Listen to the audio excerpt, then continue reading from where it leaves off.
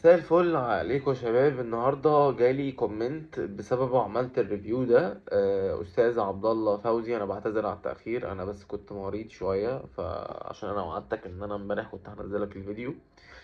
حضرتك سالتني سؤال مهم جدا عن انظمه الفرامل، فهشرحها سريعا كده للناس اللي ما عندهاش خلفيه او خبره كافيه بالفرامل. الفرامل هم 4 أنواع. احنا بنتكلم في البراندات الصيني بجميع أنواعها. عندك أول نوع اللي هو الكابل، عندك تاني نوع اللي هو الباكم، عندك تالت نوع اللي هو ال ABS، وعندك رابع نوع اللي هو ال CBS.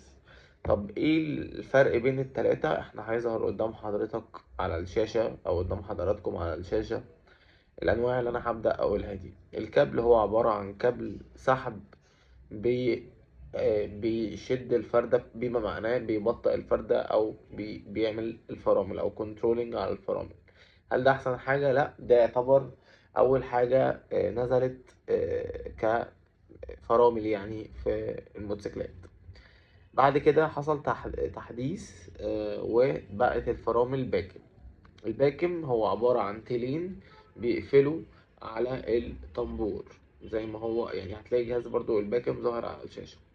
طب ايه بقى الاي بي اس وايه السي بي اس؟ ده بقى الجنريشنات الاحدث او النسخه الاحدث.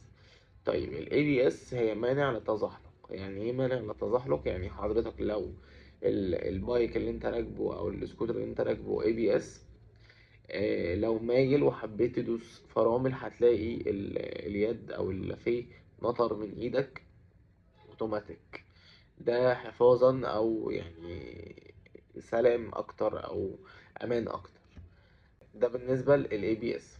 فال ABS بيبقى عبارة برضو التيلين، بس الفرق بقى ان هو بيقفل ويفتح اوتوماتيك. زي مثلا لما حضرتك بتيجي تفرمل في رملة، فالفردة بتسحب في الرملة، تمام، عشان التيال دي مسكت الطنبور ماسكة واحدة وما سابتش. انما في الاي بي اس بتمسك وتسيب، بس مش حضرتك اللي بتمسك وتسيب. هو الجهاز ده مهامه ان هو بيعمل كده عشان يوقف البايك اللي انت راكبه او السكوتر اللي انت راكبه.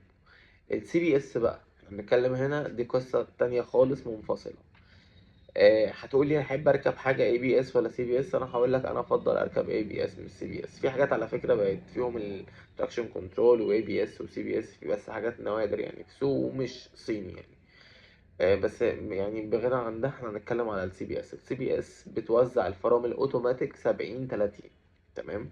فرامل بتوزع اوتوماتيك. في حتى لو بصيت على جهاز الفرامل هتلاقي خارج منه كابلين، كابل لورا وكابل لقدام، تمام، غير الجهاز طبعا الخلفي. يعني في جهاز خلفي وجهاز امامي وكابل بيوصل ما بين ورا لقدام 70/30%.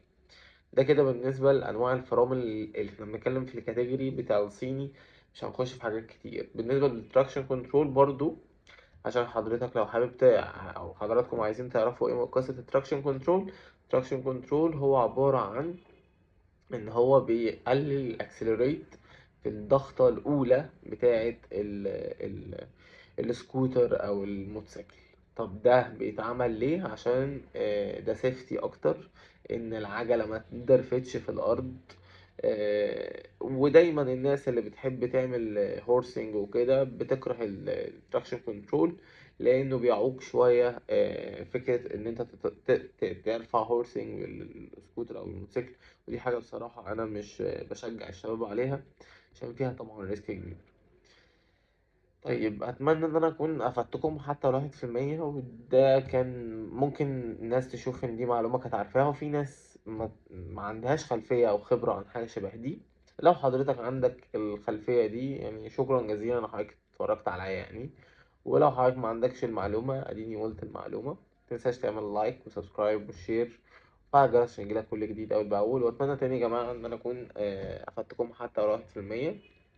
واشوفكم ان شاء الله الريفيو الجاي. تصبحوا على خير. سلام.